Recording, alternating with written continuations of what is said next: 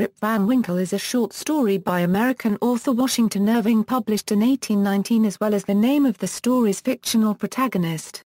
Written while Irving was living in Birmingham, England, it was part of a collection entitled The Sketchbook of Geoffrey Crayon, Gent. Although the story is set in New York's Catskill Mountains, Irving later admitted, "When I wrote the story, I had never been on the Catskills."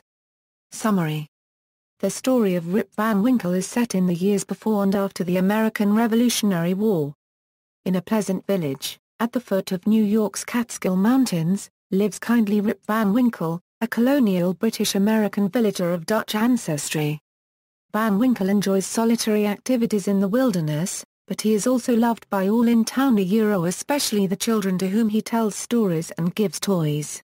However, he tends to shirk hard work, to his nagging wife's dismay, which has caused his home and farm to fall into disarray. One winter day, to escape his wife's nagging, Van Winkle wanders up the mountains with his dog, Wolf. Hearing his name called out, Rip sees a man wearing antiquated Dutch clothing. He is carrying a keg up the mountain and requires help.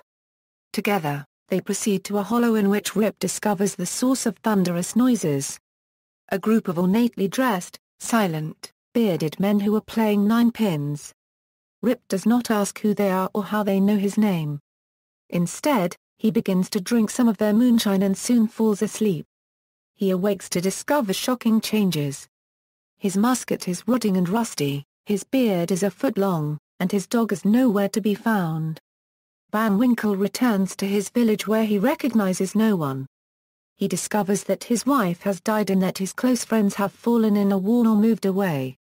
He gets into trouble when he proclaims himself a loyal subject of King George III, not aware that the American Revolution has taken place. King George's portrait in the inn has been replaced with one of George Washington. Rip Van Winkle is also disturbed to find another man called Rip Van Winkle. It is his son, now grown up. Rip Van Winkle learns the men he met in the mountains are rumored to be the ghosts of Hendrik Hudson's crew, which had vanished long ago. Rip learns he has been away from the village for at least 20 years. However, an old resident recognizes him and Rip's grown daughter takes him in. He resumes his usual idleness, and his strange tale is solemnly taken to heart by the Dutch settlers. Other hen-pecked men wish they could have shares in Rip's good luck and had the luxury of sleeping through the hardships of American Revolution. Characters in the story of Rip Van Winkle, composition and publication history. After a failed business venture with his brothers, Irving filed for bankruptcy in 1818. Despondent, he turned to writing for possible financial support, though he had difficulty thinking of stories to write. He stayed in Birmingham, England with his brother-in-law Henry Van Wart. The two were reminiscing in June 1818 when Irving was suddenly inspired by their nostalgic conversation. Irving locked himself in his room and wrote non-stop all night. As he said, he felt like a man waking from a long sleep. He presented the first draft of Rip Van Winkle to the Van Wart family over breakfast. Rip Van Winkle was one of the first stories Irving proposed for his new book, The Sketchbook of Geoffrey Crayon, Gent. Irving asked his brother Ebenezer to assist with publication in the United States.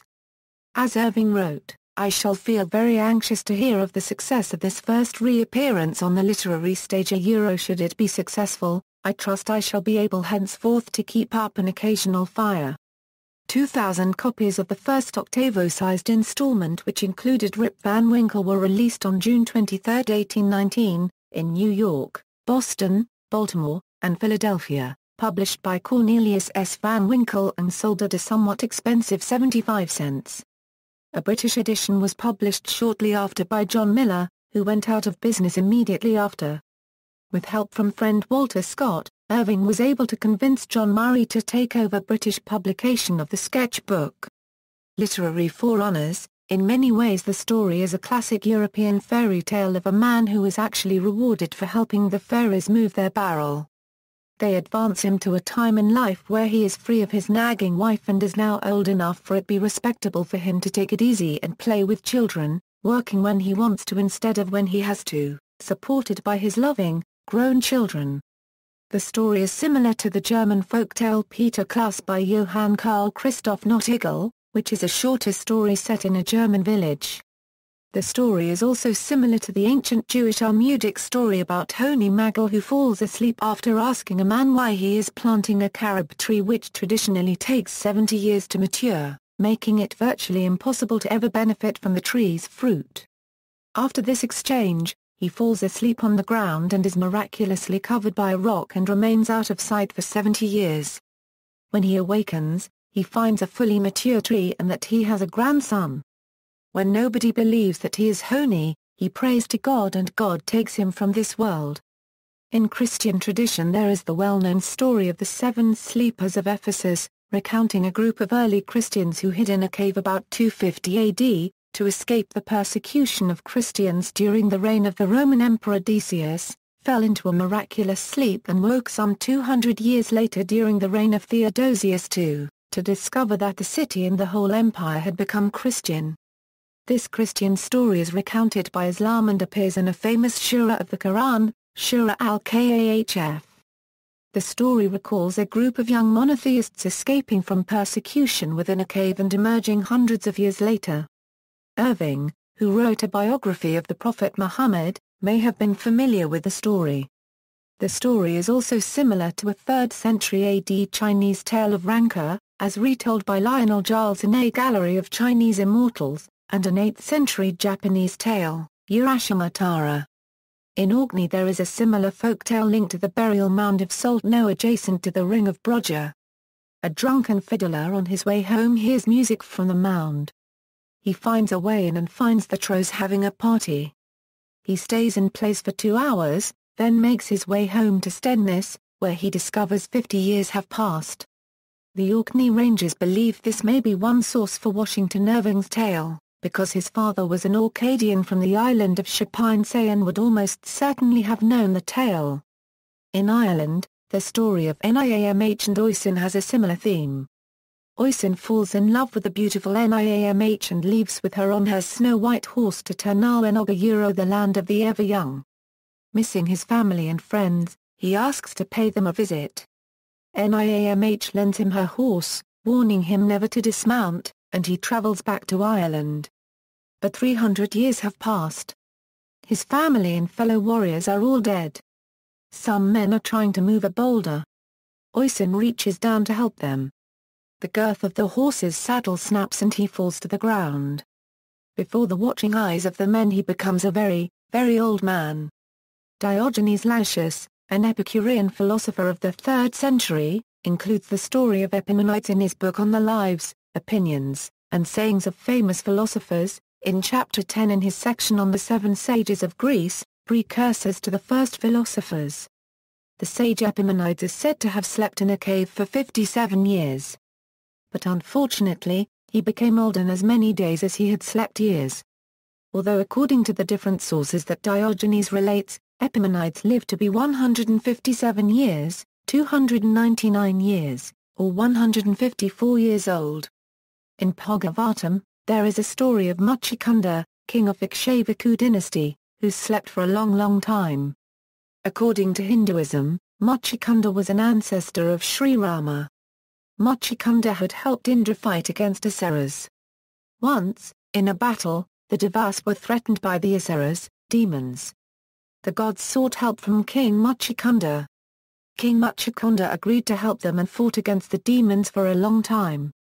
Since the deities did not have an able commander, King Muchikunda protected them against the demonic onslaught, until the deities got an able commander like Kartikeya, the son of Lord Shiva. Then Indra said to the king Muchikunda, "O king, we, the deities are indebted to you for the help and protection which you have given us, by sacrificing your own family life. Here in the heaven, 1 year equals 360 years of the earth. Since, it has been a long time, there is no sign of your kingdom and family because it has been destroyed with the passage of time. We are happy and pleased with you, so ask for any boon except moksha because moksha, liberation, is beyond our capacities." Muchikunda asks Indra for a boon to sleep. While fighting on the side of the deities, King Muchikunda did not get an opportunity to sleep even for a moment. Now, since his responsibilities were over, overcome by tiredness, he was feeling very sleepy. "So," he said, "O king of the deities, I want to sleep. Anyone who dares to disturb my sleep should get burnt to ashes immediately." Indra said, "So be it, go to the earth and enjoy your sleep, one who awakens you would be reduced to ashes." After this, King Muchikunda descended to earth and selected a cave, where he could sleep without being disturbed. A lot of time had passed during his sleeping years. Finally, Sri Krishna lured Kalayavana into the cave where Muchikunda was sleeping. Kalayavana inadvertently woke up Muchikunda and was burnt to ashes when Muchikunda's gaze fell upon him. Then, Muchikunda came out of the cave. He was astonished to see the size of various beings. The size of all creatures had shrunken due to evolution during the long time that he was asleep. Then Muchikunda went north to Gandhamadana mountain and from there to Badrika Ashrama. The difference between Rip Van Winkle's story and Muchikunda's story is that Rip Van Winkle escaped fighting the war for independence as he was asleep, but Muchikunda slept after having participated in the war. Another difference is that Rip Van Winkle was separated from his family and friends due to the sleep. Muchikunda was separated from his family and friends due to war. Finally, Rip Van Winkle did not plan for the sleep. Rip walked up to Catskill mountain and would be home after everything had calmed down and not in a fickle. On the other hand, Muchikunda's sleep was voluntary. Adaptations. The story has been adapted for other media for the last 2 centuries, from stage plays to an operetta to cartoons to films. Actor Joseph Jefferson was most associated with the character on the 19th century stage and made a series of short films in 1896 recreating scenes from his stage adaptation, and which are collectively in the U.S.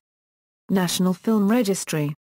Jefferson's son, Thomas, followed in his father's footsteps and played the character in a number of early 20th century films.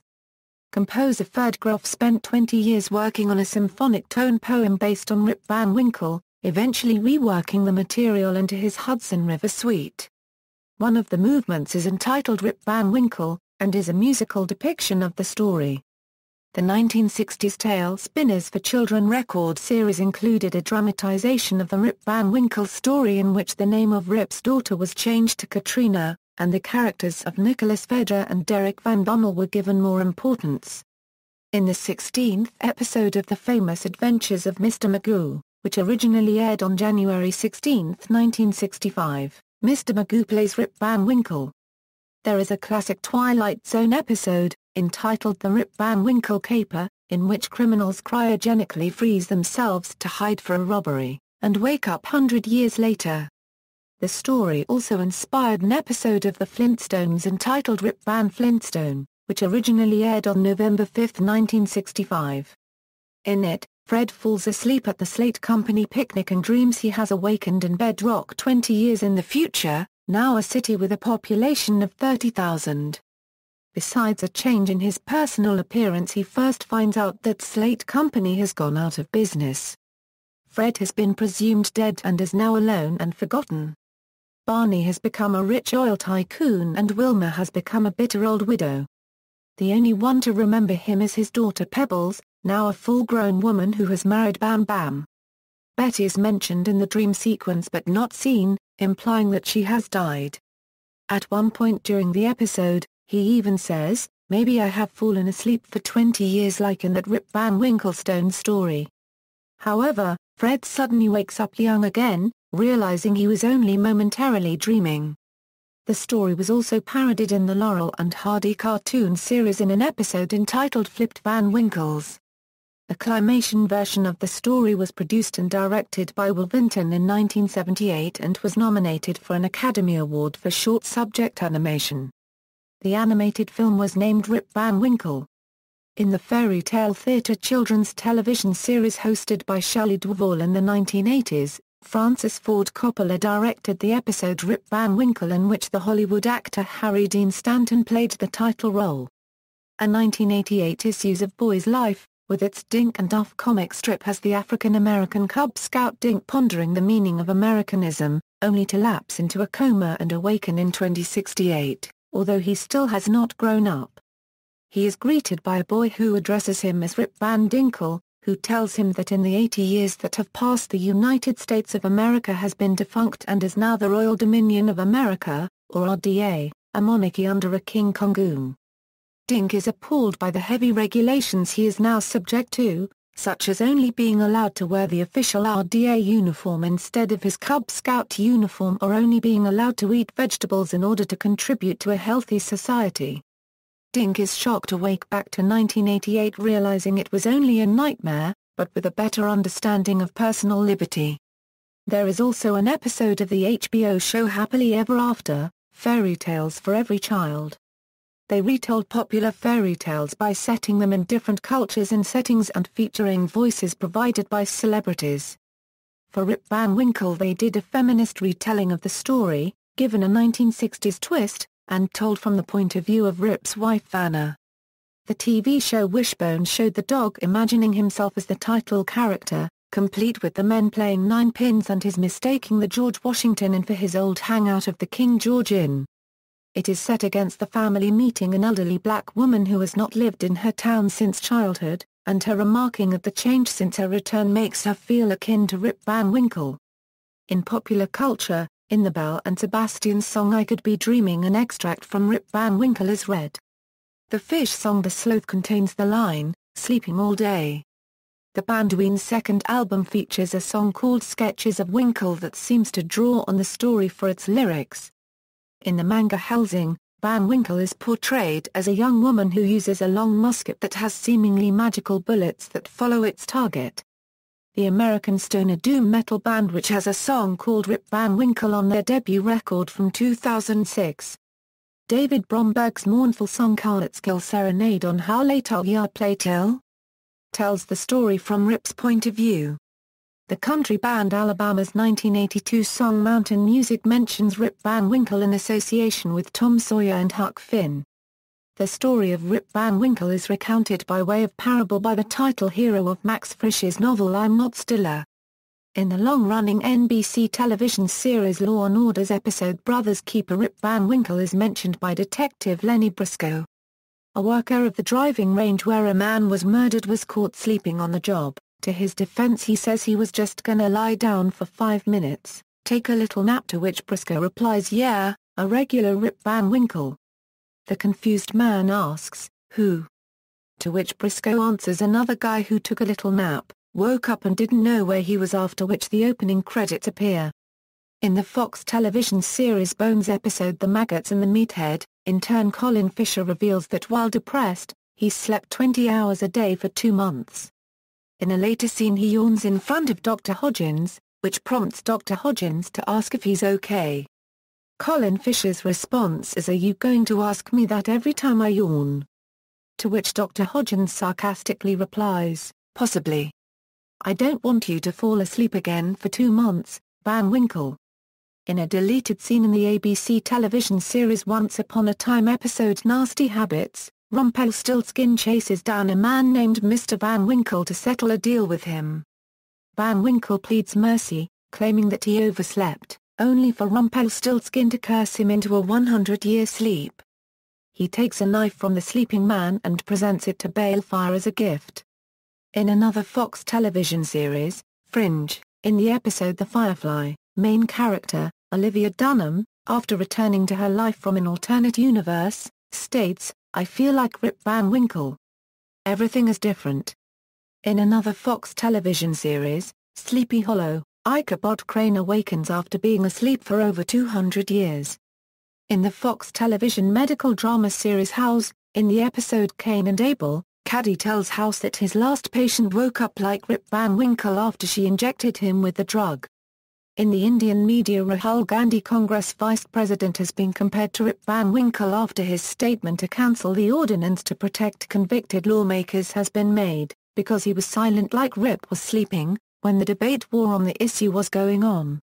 Mashup artist, V the Viper, made an album in 2013 loosely based on the character Rip Van Winkle. A Rip Van fish is a sleeping variety of Cheep Cheep found in Super Mario World. Rip Van fish is named after the literary character Rip Van Winkle, who fell asleep for 20 years. If Mario swims too close to a Rip Van fish, it will awaken and begin to chase Mario. See also, Rip Van Winkle from the Beano, Rip Van Winkle from Helsing, Rip Van Winkle Bridge, Urashima Tara references. External links, sources, Rip Van Winkle, illustrated by N.C. Wyeth. Rip Van Winkle, e-text from Bartleby. Rip Van Winkle, audio version from 1946. Rip Van Winkle, 1896 film. Carl Katz, A Comparison.